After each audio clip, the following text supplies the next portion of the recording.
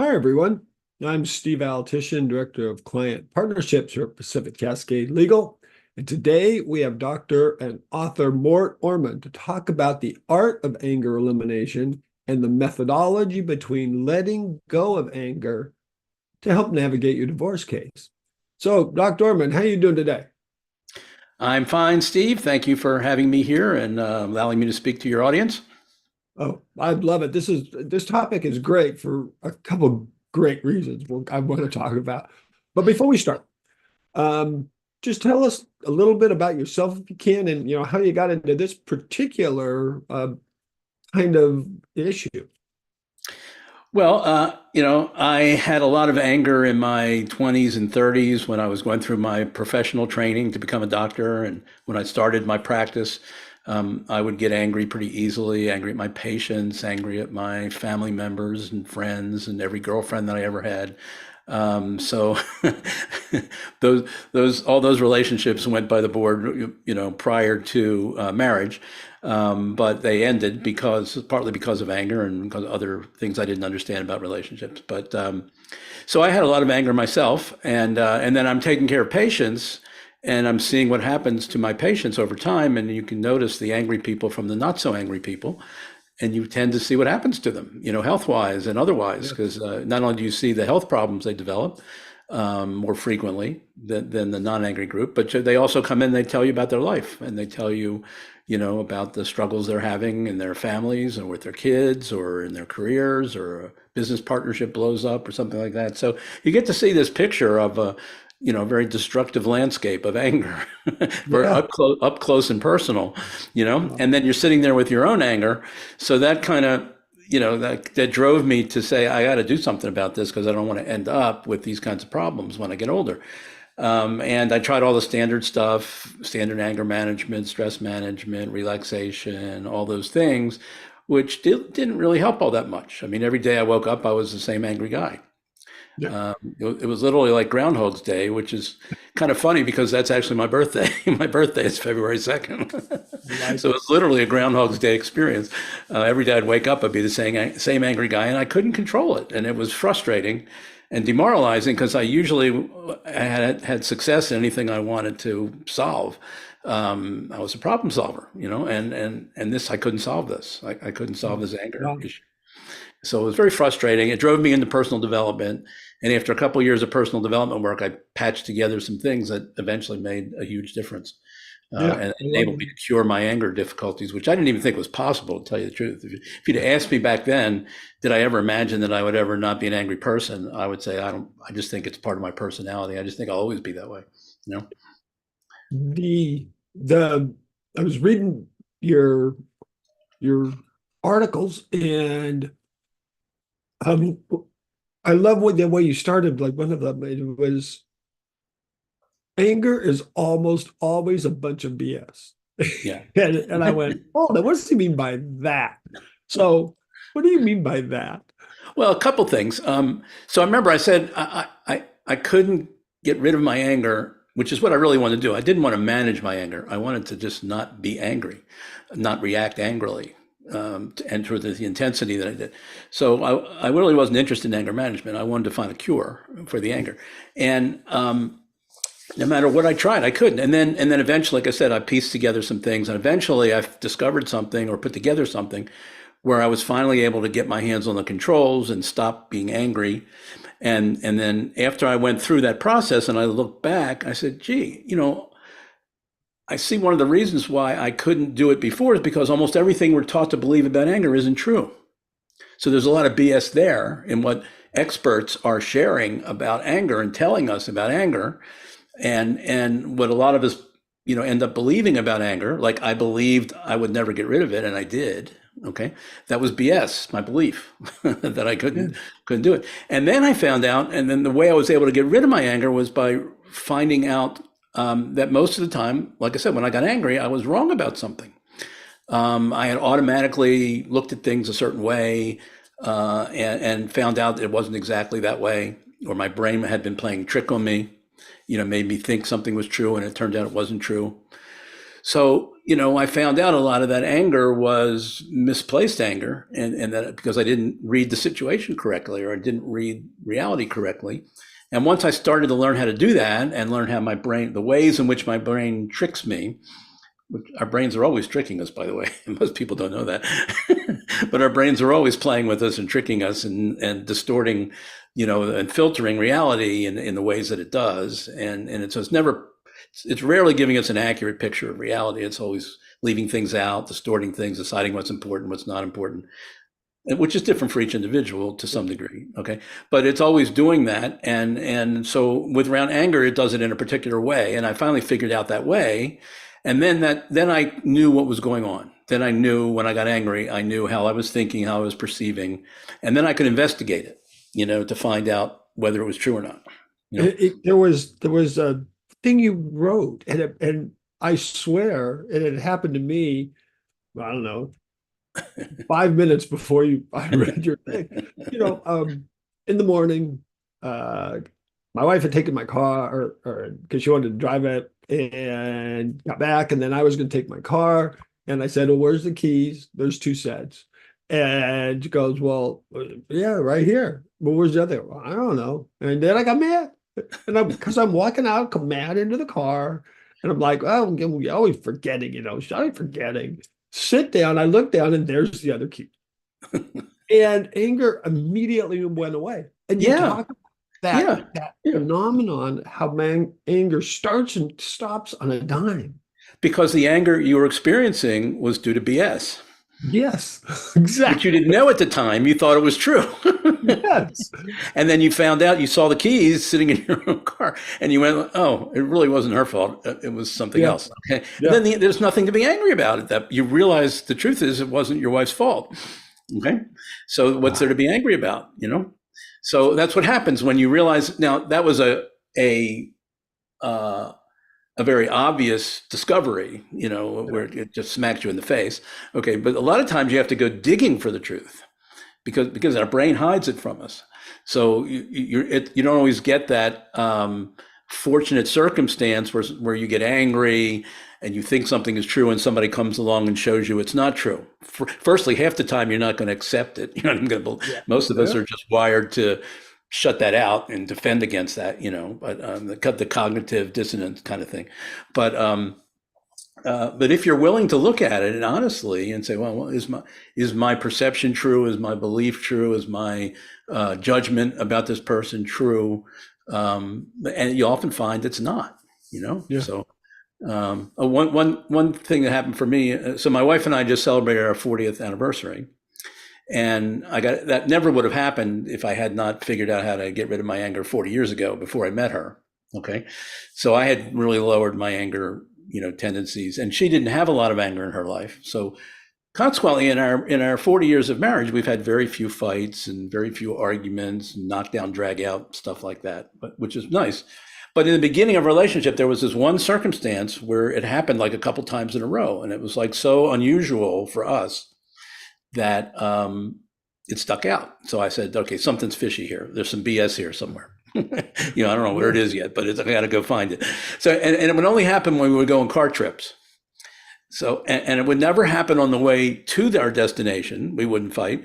We wouldn't fight when we were at our destination. It was only happen on the way back, on the drive back. So I would usually be driving and we'd be heading home. And my wife would say, "Oh, there's something over here.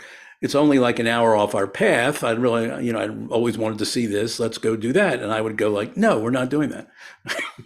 I'd have this tone, and then she would react like, "Well, what do you mean? No, we're not doing this?" And I would say, "No, we're not doing that." And then we'd start snipping at each other. And this happened like 3 times. After it happened like the 3rd time, I said, "I got to look at it." Okay. And it turned out what happened. What it was that she and I, we had different family traditions as far as how you drive home. In our family, you drive directly home. You do not deviate, okay, except for gas or bathroom breaks or food or whatever. Her family was different. They took side trips. They did all these little things, and that's how they did it. So to me, when she said to do it, that I want to go over here, to me that was I judged her as doing something wrong and something bad. And that's part of the process of anger that gets anger started when you see somebody doing something you think is bad and wrong, like you saw your wife doing something bad and wrong Yeah. with the keys. Yeah. Yeah, and that starts the anger chain. Okay, so that's how I saw my wife. I saw her doing something bad and wrong, and then and when I asked myself, is it true that it's really bad and wrong? As soon as I asked the question, I was like, I kind of know the answer. It's Yeah. not it's not that she's really doing something wrong. She just wants to do it differently than I do it, or that I think it should be done. And as Yeah. soon as I saw that, I realized I unfairly judged her as doing something wrong when she was just making an innocent request to, go on a side trip. And when I saw it that way, I said, okay, that's silly, for me to judge her that way. It's a preference. It's not a real wrongness. So I let it go. And I said, from that point on, I'm not going to judge her anymore when she wants to do that, because it's true. It's not a wrong thing. It's just my brain is telling me it's a wrong thing when it's not. Okay. And so we've never had that. We don't have that argument anymore, because if she wants to go somewhere off the path, I say, sure, honey, if you want to go there, let's go there. It's great. You talk about triggers, and this is what this made me think of when you're talking about, that these triggers hit, and then you get angry. And we, as divorce and family law firm, see a lot of not just the anger, but the triggers. Yeah. Yeah. And I mean, how do Well, you there's how do you something you're not stop? there's something you're not seeing, and the people who are being triggered aren't seeing, because you see the triggers and you feel the anger. Yeah. Okay. What you don't see is there are invisible triggers in between the ones you see and the feeling that they're happening inside of us. And because they're inside of us, we don't see them. So we think it's just a 1-2 cause effect. The trigger causes me to get angry. Right. But we know that's not true, because we know you can have two people standing side by side, witness the same event. One will get angry, one won't. So it's not a direct triggering effect of the situation. The situation triggers something in the person that gets angry. It's the way our brains perceive it. It's the way our brains tell us it's happening. And that's what causes the anger. And we don't appreciate that, nor do we know what those internal triggers are. And there's actually 3 of them for anger. And all emotions kind of work this way. All of our emotions have like filters, ways of looking at things that produce the emotion. Okay. So in anger, there are 3 filters. The first filter is somebody did something bad and wrong they shouldn't have done. A la the keys. Okay. Or my wife wanting to deviate from the path home. Somebody was hurt, harmed, or inconvenienced, or negatively impacted. So I don't have my keys, or, now we're going to be delayed in going home, or whatever.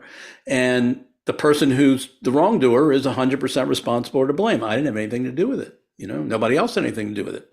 Okay. Turns out in your case, when you were angry at your wife, she did something bad and wrong with the keys. You were negatively impacted, and she was to blame, right? When you found out the truth, when you found the keys in your car, Yep. oh, your wife didn't do anything bad and wrong. You weren't negatively impacted, and she wasn't to blame. You were. Yeah. That's how anger works. The brain tricks us in those 3 specific ways. Everybody should write these down, by the way. Okay. Somebody did something bad and wrong. Somebody was hurt, harmed, or negatively impacted. Could be us or somebody we care about. Okay. Doesn't have to be us. And the party responsible is largely 100% responsible to blame. Okay. That's how human beings generate. That's how our brains generate anger. When I was in my 20s and 30s, despite all my medical training and even dabbling in psychology, nobody ever taught me that. Okay. I had to figure it out on my own. But once I saw it, that's what produces my anger, now I knew what questions to ask. Is Yeah. it true they did something bad and wrong?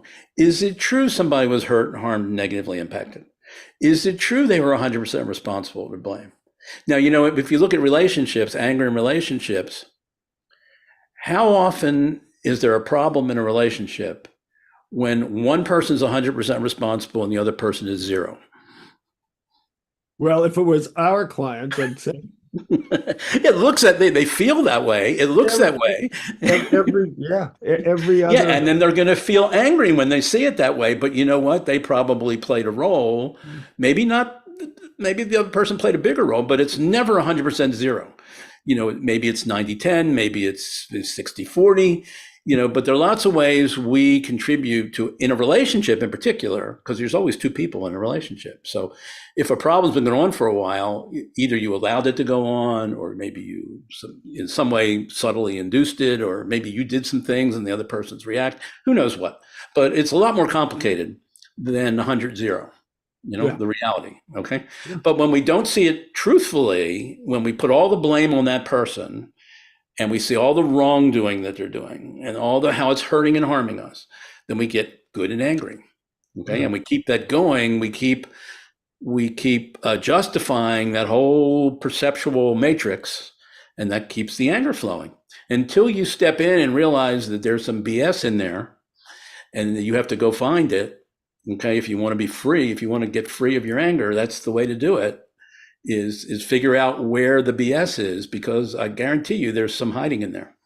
Yeah, it's and you had talked right at the beginning about anger management is, not this. You're eliminating anger, not managing it. Because, Yeah.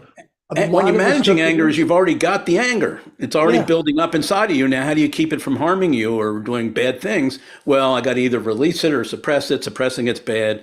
Releasing it could be bad. I got to punch a punching bag or run 10 miles or yell and scream or express my whatever. It's all downstream from this anger's already been created. What yeah, I'm interested in is showing people how the anger gets created within them and in their brain, and so that they can step in and defend themselves from the way their brain is trying to trick them and make them see things that aren't really real and aren't really true in the way their brain is organized to do that. And we all have this problem with our brains, and it's not just around anger, it's around everything, that our brains are tricking us all the time in multiple different ways, and we don't see it. And so, look, the media the media does this all the time. That's how they get us to be angry, and we're our own. What people don't realize is we generate as much fake news ourselves from our brains as we see in the media. It's the same yeah, process. You just yeah, tell these three stories. Somebody did something bad, wrong, somebody was hurt and harmed, somebody was 100% responsible for blame. You just keep telling those stories over and over again, and you make people angry, and we do it to ourselves. We make ourselves angry by telling those three stories, and never notice how the media never investigates the stories to see if they're true or not. They don't care. They want the anger because that's their business model. Okay. It stimulates business for them. All right. We do the same thing. We're generating anger the same way, but we have the option to, if we want to, because we don't have a media boss that's telling us what to say or going to fire us if we yell BS. We can yell BS on ourselves and go yeah. find out where it is and really get free of a lot of the anger that we experience. So the area of divorce is an area where I've worked with some divorce coaches and actually trained them in my methodology so they can use it with their clients, because I realize how damaging anger is in marriages in general that Yeah. leads to divorce. And then once you're in that process, there can be a lot of additional anger that gets stirred up in the process. And then in the aftermath, after whatever's settled, even if you're co-parenting or you still have a relationship with your ex, there may be lingering anger going on. And so there's lots of ways that we get consumed by anger going through the whole divorce process and the aftermath. We could literally get rid of a lot of it if we had this understanding of where it's coming from, which Oh my is gosh. not being shared by a lot of people. Yeah, so many times. Um, we hear, well, my divorce, coach said, or my therapist said, you know, that email they sent you was bad, or that thing they did was bad, but you don't be that way. You just wait 20 minutes before you send it back. And that to me is like anger management. But what you're saying is you shouldn't even get that far. No, but that's yeah, you have to be careful, because when you get angry, you're likely to do things that are Yeah. kind of against your best interest at times or mistaken at times. So you got to be real careful that you don't let because the anger has that tendency to just take us over and make us do things, And later we regret, well, things that we've done when we've been angry. Yeah. But yeah, so my crusade is to make sure people are properly educated about anger in ways that we haven't been educating people before. When we got and what we are telling people, a lot of it is not correct. So I see that as a huge problem that needs to be fixed. So how do you do that? I mean, what are some, I know it's like the top 5 tips, kind of thing. You see that a lot. But Yeah. what are some things people are going, God, yeah, I don't want to do that. But, what should I do when I start to feel it? Or I see something I mean, how do you start to learn about this or get or train for it? Well, I wrote a whole book to do that for people. I mean, I have a coaching program that I take people through. It's a 10-session coaching program where over Zoom, 10 1-hour sessions, I can really transform people's ability to deal with anger. So I decided, there's only so many people I can handle one-on-one in that kind of an arrangement. So I got to get this out to more people and make it more available. So I everything I teach in that course, I put into this book. That'll really teach you exactly what you said. How do I do it? Okay. And the first thing you do is you write those 3 things that we talked about, those filters that when your brain is making you angry, it's giving you those 3 filtered realities. It's telling you, somebody did something bad, wrong, they shouldn't have done. Somebody was hurt, harmed, negatively impacted, and that person was 100% responsible for blame. And it's not just telling you those things, the 3 things, but it's telling you its absolute truth, which it rarely is. One or more of them may be wrong. One or two may be correct, but somewhere in there is going to be, a problem. Okay, so you have to write those 3 things down because they're not just going to pop into your mind. Okay, and so you can remind yourself now every time you get angry. There should never be if you're listening to this broadcast, it should never be a mystery anymore why you got angry. Now, it could be a zillion things that trigger you, but ultimately they all flow down into these 3 filters, okay? You're going to be looking at it in those 3 ways. That's why you got angry. So once you know that, and again, you can put it on sticky notes, you can put it on an index card, you can put it on in your cell phone, some way you can remind yourself, okay, I'm angry. This is why I'm angry. I'm looking at it these 3 ways. So that's the first thing you can do, okay? And then practice that. At least remembering where your anger is coming from. Then the second thing you can do is go, I wonder if there's any BS behind any of this. In the beginning, you won't think there is, right? You'll be absolutely sure these things are true, but you want to question it. Like, well, what if they're not true? How could I look at these things in the situation in any way where I might see it differently than what my brain's telling me how I should see it? So then you start digging in. And you look at these 3 statements, like I did with the thing with my wife. Is it true that she's doing something bad and wrong? Yep. That was the question. Okay. And it wasn't hard to answer it once I asked it. It was hard to ask it. But once you ask it, it's kind of like, I kind of know the answer. Yeah. So those are the 3 things you dig into. And then you have to keep digging. Now, that's where sometimes it's challenging because firstly, this is not a skill that we practice. We don't practice debating with ourselves, debating with our brain. We do the opposite. We just go with whatever our brain tells us is true most of the time. So this is a whole new thing for a lot of people to go like, wait a second, could my brain really be tricking me every time I'm angry? Which is true, but it's hard to appreciate that at first. I didn't appreciate it in my life either until I started doing this a bunch of times. After I'd done it a couple hundred times, and each time it turned out that there was some flaws in the perceptions. When you get to the 301st time and all the other ones have had BS in them, you really start to get suspicious. There's probably some more BS here. I don't know where it is yet, but I'm going to ferret it out and I'm going to figure it out. And then you correct for it. Okay. That's the process. Yeah. It just takes practice. You may need to get somebody to help you do it. I've coached a lot of people to get good at doing that.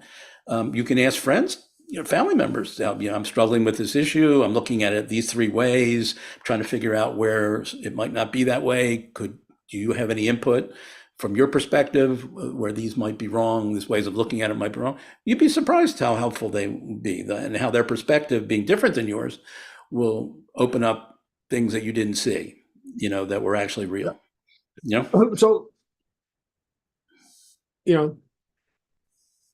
we're getting close to the end. God, I hate that.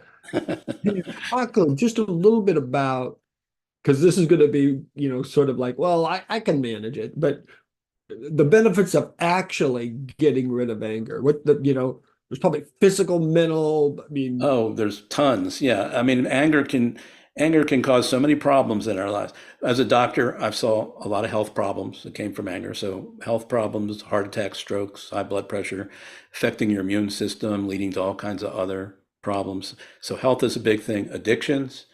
A lot of people get addicted when they can't control their emotions because the alcohol or the drugs calm them down temporarily. It's not a great solution, but sometimes if you don't know any better way and you yeah, don't know what we're talking about here or how to use what we're talking about here, you might turn to that. Relationships, we're talking about divorce, we're talking about all kinds of other relationship conflicts. Even if you don't get divorced, it can cause unhappy marriages, it can cause conflicts with your kids, it can make your kids crazy people and angry people when they grow up. yeah. And you can lose your job. You get angry at the wrong time. How about all the how about all the legal implications of acting out on your anger? Yep. And how that can really get you in hot water and cause all kinds of life changing problems. So there's I had a gal in a seminar that I met recently. It was a mother of four teenage boys.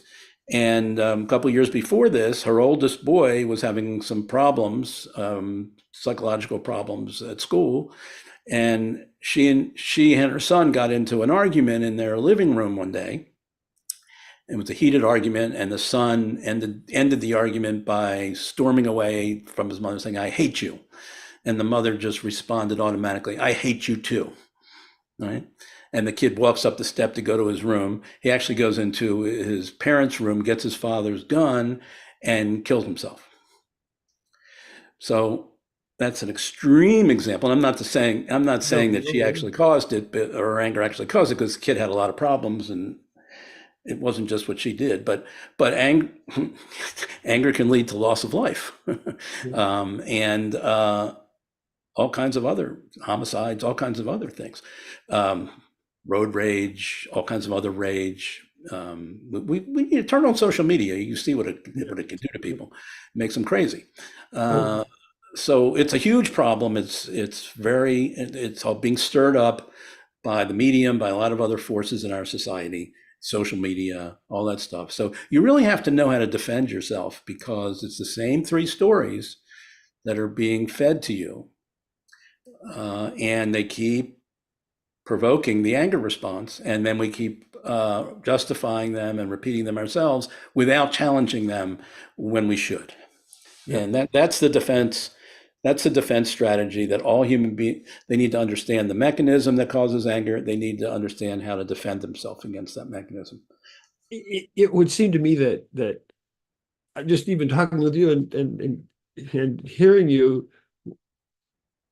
if you can get rid of this anger or a lot of it, you just Yeah, feel better I mean, yeah. as a person. Yeah. I mean, I felt terrible when I couldn't control my anger. I felt horrible, I felt like I wasn't successful as a human being, even though I was successful as a physician.